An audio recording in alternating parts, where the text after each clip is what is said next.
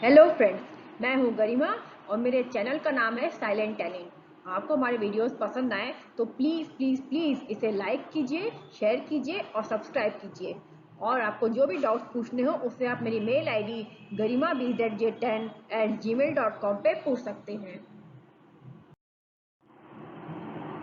दोस्तों, आज हम पढ़ेंगे क्लास 8 का टॉपिक जो कि है materials, metals and non metals.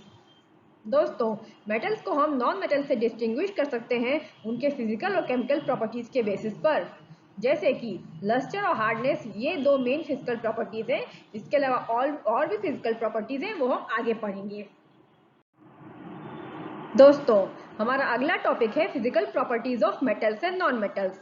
इसको समझने के लिए पहले हम एक एक्टिविटी करते हैं। इसके लिए आप क्या कीजिए, एक छोटा सा आयरन नेल लीजिए, एक कोल का टुकड़ा लीजिए, एक मोटा सा एल्युमिनियम वायर लीजिए और एक पेंसिल का लीड लीजिए।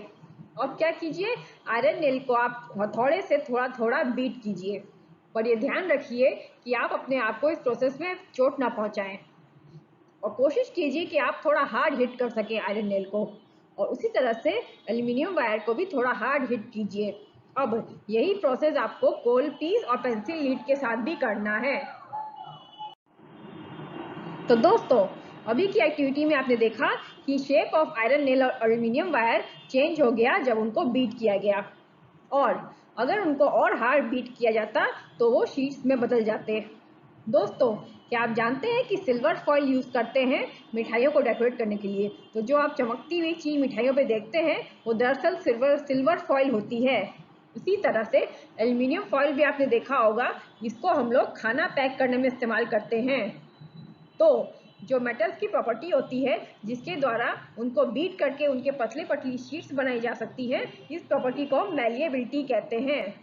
ये एक कैरेक्टरिस्टिक प्रॉपर्टी होती है मेटल्स की, यानी कि मेटल्स जो है वो मैलिएबल है, यानी कि उनको पीट पीट कर उनको पतली शीट्स में कन्वर्ट किया जा सकता है। पर कोल और पेंसिल लीड ने ये प्रॉपर्टी शो नहीं की। इसका मतलब ये हुआ कि ये दोनों मेटल्स नहीं हैं। दोस्तों, मेटल्स जो है वो गुड कंडक्टर्स ऑफ हीट होते हैं। इसीलिए हम एक हॉट मेटेलिक पैन को बिना प्लास्टिक या वुडन हैंडल के नहीं पकड़ पाते। और इसी तरह मेटल जो है वो गुड कंडक्टर्स ऑफ इलेक्ट्रिसिटी भी होते हैं। दोस्तों, आपने देखा होगा इलेक्ट्रिशियन को काम करते हुए जब वो अपना स्क्रू ड्राइवर इस्तेमाल करता है, उसका एक प्लास्टिक हैंडल होता है। वो इसलिए क्योंकि प्लास्टिक जो है वो पुअर कंडक्टर ऑफ इलेक्ट्रिसिटी होता है, यानी उसके थ्रू इलेक्ट्रिसिटी पास नहीं हो सकती। इसी तरह iron rod, nail, copper wire, ये जो है ये गुड कंडक्टर्स ऑफ इलेक्ट्रिसिटी होते हैं, जबकि रोल्ड सल्फर पीस और कोल पीस जो है वो पुअर कंडक्टर्स ऑफ इलेक्ट्रिसिटी होते हैं। दोस्तों, क्या आपने एल्युमिनियम और कॉपर वायर्स को इस्तेमाल होते हुए कभी देखा है? हाँ, डेफिनेटली देखा है, क्योंकि ये wires good conductors of electricity होते हैं, इसलिए इनको इलेक्ट्रिसिटी के काम में इस्तेमाल किया जाता है। पर आपने क्या कभी कोल का वायर देखा है? डेफिनेटली नहीं देखा है। अब जो प्रॉपर्टी ऑफ मेटल होता है जिसके द्वारा उन्हें ड्रॉ किया जा सकता है वायर्स में, इसे हम डक्टिलिटी कहते हैं। इसका मतलब जो मेटल्स होते हैं उनके हम पीट पीट के वायर्स बना सकते हैं, और वो गुड कंडक्टर्स ऑफ इलेक्ट्रिसिटी होते हैं। इसलिए जो प्रॉपर्टी होती है मेटल्स की जिसके जरिए उनको ड्रॉ किया जा सकता है वायर्स में, इसको हम डक्टिलिटी कहते हैं। दोस्तों, क्या आपने कोई आवाज़ का डिफरेंस महसूस किया है जब आप एक आयरन शीट या प्लेट नीचे गिराते हैं, या मेटल कॉइन गिराते हैं, या कोल का टुकड़ा ज़मीन पे गिराते हैं? अगर नहीं तो आप इसे अभी ट्राई कर सकते हैं। इसके लिए क्या कीजिए, एक आयरन शीट या प्लेट लीजिए, उसे ज़मीन पे गिराइए। अब एक मेटल कॉइन लीजिए, उसे भी ज़मीन पे गिराइए, और एक पीस ऑफ कोल गिराइए लीजिए और उसे भी ज़मीन पे गिराइए। अब क्या आपने कोई डिफरेंस महसूस किया जो वो साउंड प्रोड्यूस करते हैं ये तीन अलग अलग चीज़ें? यानी आयरन शीट को गिराने पर, या मेटल कॉइन को गिराने पर, या पीस ऑफ कोल गिराने पर, क्यों आपने डिफरेंस इन साउंड उनके महसूस किया? अभी बताते हैं इसके बारे में। क्या आपने वुडन बेल्स देखे हैं टेम्पल में? यानी टेम्पल में आपने कभी लकड़ी के बेल्स देखे हैं? डेफिनेटली नहीं। ये इसलिए क्योंकि इन वुडन बेल्स को बजाने पे कभी भी रिंगिंग साउंड प्रोड्यूस नहीं होगा। जो चीज़ें मेटल से बनी होती हैं वो एक रिंगिंग साउंड प्रोड्यूस करती हैं जब उन्हें हार्डली स्ट्रक किया जाता है। यानी कि जो चीज़ें मेटल से बनी होती हैं वो एक रिंगिंग साउंड प्रोड्यूस करती हैं जब उन्हें जोर से बजाया जाता है।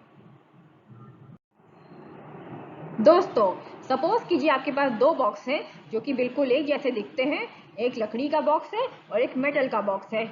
क्या आप बता सकते हैं कि इनमें से कौन सा बॉक्स मेटल का है?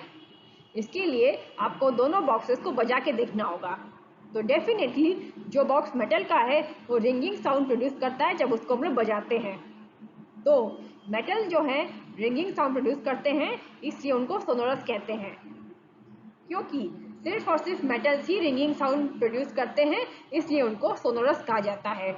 जो मटेरियल जो है मेटल नहीं है वो सोनोरस नहीं होते। यानी कि जो मटेरियल मेटल नहीं है वो सोनोरस नहीं होते।